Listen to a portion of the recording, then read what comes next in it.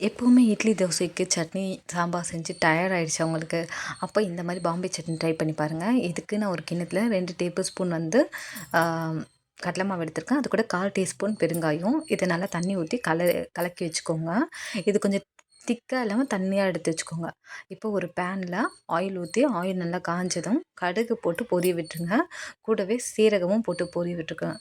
இதுக்கு நம்ம வந்து இஞ்சி பூண்டு பேஸ்ட் வந்து ஆப்ஷனலாக ஆட் பண்ணிக்கலாம். நான் வந்து இஞ்சி மட்டும் தட்டி போட்டிருக்கேன்.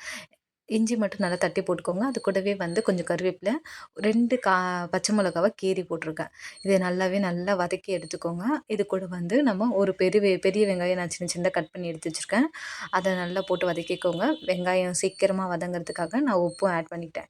லாஸ்ட்டாக வேணால் உப்பு எப்படி கரெக்டாக இருக்கான்னு பார்த்து செக் பண்ணி ஆட் பண்ணிக்கோங்க.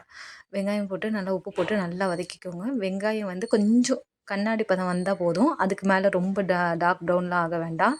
அது கண்ணாடி பதம் வந்தோடனே அது கூட ஒரு தக்காளியை வந்து கட் பண்ணி வச்சுருக்கேன். அதையும் போட்டுக்கோங்க.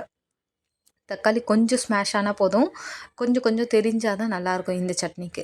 ஸோ கொஞ்சம் ஆனதும் அதில் 1 டீஸ்பூன் வந்து காஷ்மீரி சில்லி பவுட்ரு போட்டிருக்கேன். நான் ஆல்ரெடி பச்சை மிளகா போட்டிருக்கிறதுனால காஷ்மீரி சில்லி மட்டும் ஆட் பண்ணிக்கேன். நீங்கள் வேணால் குழம்பு மிளகாய் தூள் ஆட் பண்ணிக்கோங்க. 1/4 டீஸ்பூன் மஞ்சள் தூள் போட்டுக்கோங்க. நல்லா மிக்ஸ் பண்ணி விட்டுட்டு அது நல்லா வதங்கி வந்ததும் அதில் நீங்கள் எவ்வளோ தண்ணி வேணுமோ அதுக்குள்ளே ஆட் பண்ணிக்கோங்க. நான் 2 டம்ளர் கிட்ட தண்ணி ஆட் பண்ணியிருக்கேன். இது நல்லா தண்ணி வந்து கொஞ்சம் நொர பதமாக சுற்றி வரும்ல, அப்போ வந்து நம்ம கலக்கி வச்சுருக்க கடலை மாவு தண்ணி எடுத்து ஊற்றிக்கோங்க. இது வந்து ஊற்றினோன்னே டக்குன்னு கெட்டியாயிடும். ஸோ அதனால் லைட்டாக மீடியம் ஃப்ளேமில் வச்சுக்கோங்க. நல்லா கிளறி விட்டுட்டே இருங்க. ஒரு லிட் போட்டு க்ளோஸ் பண்ணி வச்சுக்கோங்க. உங்களுக்கு எவ்வளோ சட்னி தண்ணியாக வேணுமா இல்லை திக்காக வேணுமா அந்த மாதிரி பார்த்து தண்ணி ஆட் பண்ணிக்கோங்க. இப்போ வேணால் உப்பு ஊற்றி பார்த்து கரெக்டாக இருக்கான்னு செக் பண்ணி உப்பு ஆட் பண்ணிக்கோங்க. நான் ஒரு 2 மினிட்ஸ் கழித்து திறந்து பார்த்து கிளறி விட்டேன். ஏன்னா ரொம்ப திக்காயிடுச்சுன்னா அடி பிடிச்சிரும்ல. ஸோ அதனால் நல்லா கிளறி விட்டுட்டு மறுபடியும் ஒரு 2 மினிட்ஸ் கொதிக்க விட்டேன். டோட்டலாக ஒரு 3 to 4 மினிட்ஸ் கொதிச்சாலே போதும். சுவையான பாம்பே சட்னி ரெடி. கண்டிப்பாக ட்ரை பண்ணி பார்த்துட்டு கமெண்ட் பண்ணுங்கள். Thank you guys. பாய்.